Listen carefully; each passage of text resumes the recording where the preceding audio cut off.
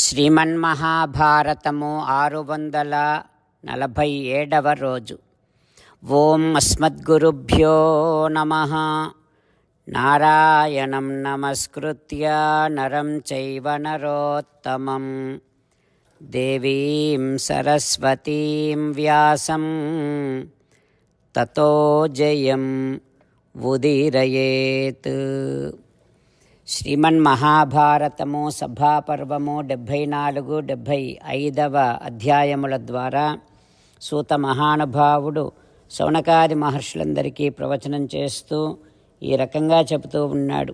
ఓ మహర్షులారా, వైశంపాయన మహర్షి జనమేజయ మహారాజుకు శ్రీమన్మహాభారతాన్ని ఉపదేశం చేస్తూ ఇలా చెబుతూ ఉన్నాడు. ఓ రాజా, దుర్యోధనుడు ధృతరాష్ట్రునితోని ఈ రకంగా అంటూ ఉన్నాడు. ఓ రాజా, ఓ తండ్రి, మనము ఆ పాండవులను మళ్ళీ పిలిపించి 12 సంవత్సరాల అరణ్యవాసం, 1 సంవత్సర అజ్ఞాతవాసం అనేటటువంటి పందెము పెట్టి జూదమాడుదాం. ఈ ఉపాయము మీకు నచ్చుతోందా?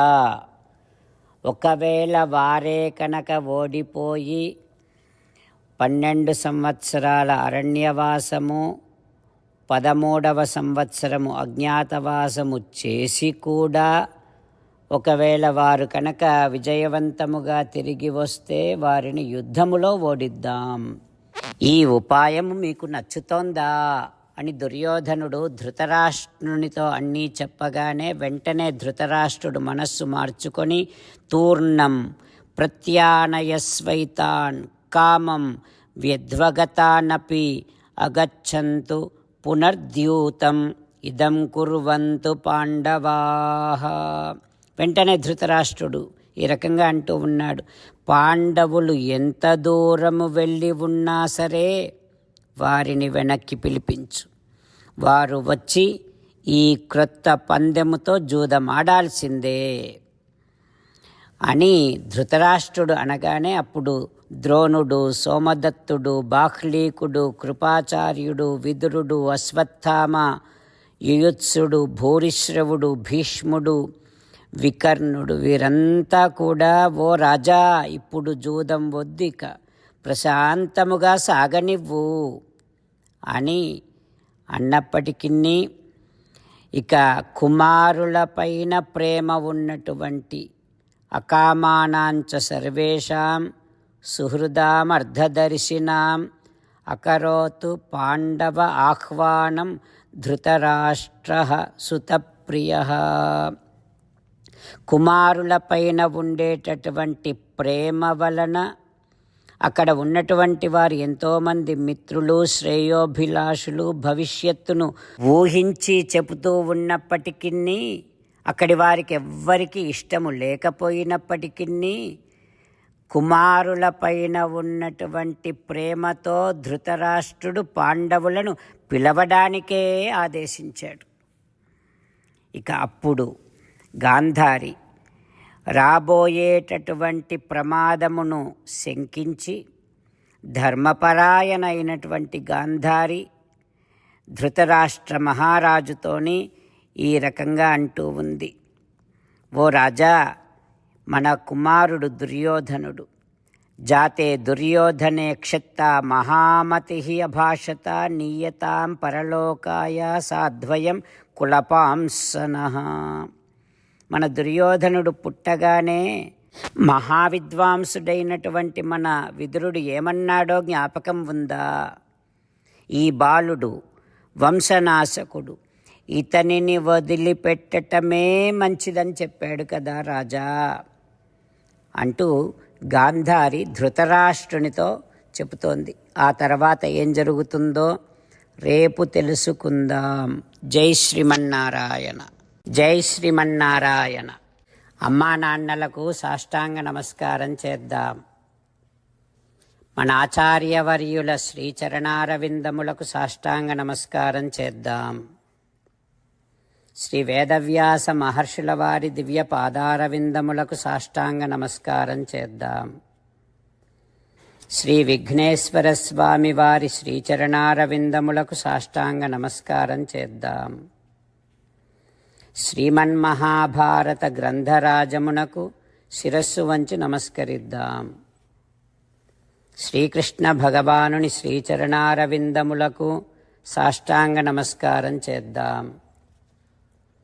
మన హృదయ మందిరములోనే అంతర్యామిగా వేంచేసి ఉన్నటువంటి శ్రీమన్నారాయణుడిని సేవిస్తూ మనని మనము స్వామికి సమర్పించుకుంటున్నామనే భావనాపూర్వకముగా సాష్టాంగ నమస్కారము చేస్తూ స్వామి నామ సంకీర్తన చేద్దాం. శ్రీమన్నారాయణ నారాయణ నారాయణ శ్రీమన్నారాయణ నారాయణ నారాయణ. శ్రీమన్నారాయణుడే శ్రీకృష్ణ భగవానుడిగా వచ్చి మనందరికీ భగవద్గీతను ఇచ్చి మనందరినీ ఒక 8 పనులు చేయమని చెబుతూ ఉన్నాడు. అందుకని భగవన్ తప్పకుండా చేస్తామంటూ మనం ప్రతిరోజు ఈ రకంగా మాట ఇద్దాం. హో శ్రీమన్నారాయణ కరిష్యే వచనం తవ సర్వం శ్రీకృష్ణార్పణమస్తు. జై శ్రీమన్నారాయణ. జై శ్రీమన్నారాయణ. భక్తులకు ప్రత్యేకమైనటువంటి విజ్ఞాపన. మీకు అన్ని విషయాలలో వెంటనే మంచి ఫలితాలు రావాలి అనంటే ప్రతిరోజు 1 నిమిషం వెచ్చించి నారాయణాస్త్రాన్ని చదవండి. ఇక మీకు తిరిగే ఉండదు. నారాయణాస్త్రాన్ని పొందడానికి మీరేం చేయాలంటే నారాయణాస్త్రం అనే వెబ్సైట్కి వెళ్ళి మీ పేరు మీ ఈమెయిల్ ఇస్తే మీ ఈమెయిల్కి నారాయణాస్త్రం PDF వస్తుంది. అందులో ఒక రామాయణ శ్లోకం, ఒక గీతా శ్లోకం, ఒక విష్ణునామం ఉంటాయి. ఆ 3 కలిపి నారాయణాస్త్రం అంటాం.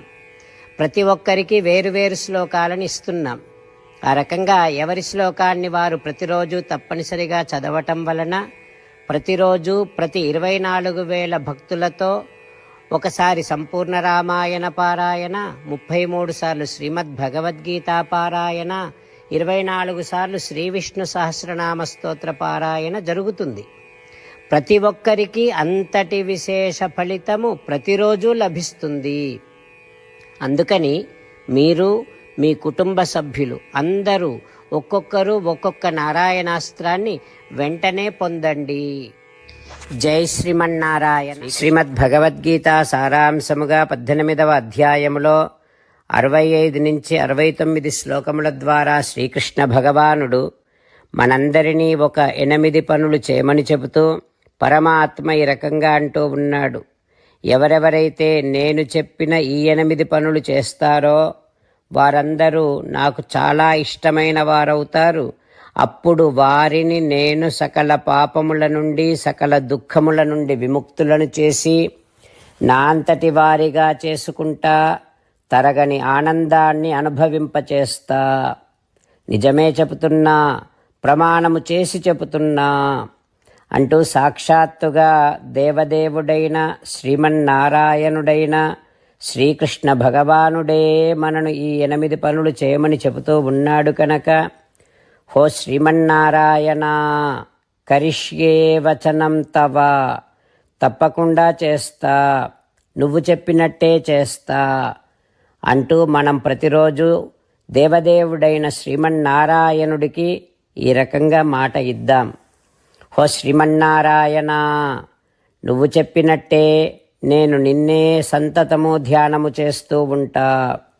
హో శ్రీమన్నారాయణ నువ్వు చెప్పినట్టే నేను నీ భక్తుడిగానే ఉంటా. హో శ్రీమన్నారాయణ నువ్వు చెయ్యమన్నట్టే నేను నా విధులను కర్తవ్యాలను నీ సేవగా నీ తృప్తి కోసమనే సక్రమంగా నిర్వర్తిస్తూ ఉంటా. హో శ్రీమన్నారాయణ నువ్వు చెప్పినట్టే నేను నీవాడిని అనే మహావిశ్వాసాన్ని సంతతము కలిగి ఉంటూ నా హృదయములో నీకే నమస్కరిస్తూ ఉంటా. హో శ్రీమన్నారాయణ మామేకం శరణం వ్రజ నన్నొక్కడిని మాత్రమే శరణు వేడుకో అని నువ్వే అన్నావు కనుక నేను నిన్ను ఒక్కడిని మాత్రమే శరణు వేడుకుంటా. ఓ శ్రీమన్నారాయణ మా శుచః, ఇక దుఃఖించకు అని నువ్వే నాకు భరోసా ఇస్తూ ఉన్నావు కనుక నేను ఇక దుఃఖించను. ఓ శ్రీమన్నారాయణ, నువ్వు చెప్పినట్టే నువ్వు నా కోసమని చెప్పిన శ్రీమద్భగవద్గీతను ఎప్పుడో ఒక్కసారి కాకుండా ప్రతిరోజు కనీసం ఒక్క శ్లోకాన్నైనా అనుసంధానము చేస్తూ గీతోపదేశాన్ని జ్ఞాపకం చేసుకుంటూ ఉంటా. ఓ శ్రీమన్నారాయణ, నువ్వు చెప్పినట్టే నువ్వందరి కోసమని చెప్పిన శ్రీమద్భగవద్గీతను తెలియని భక్తులందరికీ తెలియచేసే నా వంతు ప్రయత్నాన్ని నిరంతరము కొనసాగిస్తూనే ఉంటా. ఓ శ్రీమన్నారాయణ, నేను నువ్వు చెప్పినట్టే చేస్తా, నీకు నచ్చినట్టే ప్రవర్తిస్తా, నీకోసమే పని చేస్తూ ఉంటా. కరిష్యే వచనం తవ. సర్వం శ్రీకృష్ణార్పణమస్తు. జై శ్రీమన్నారాయణ.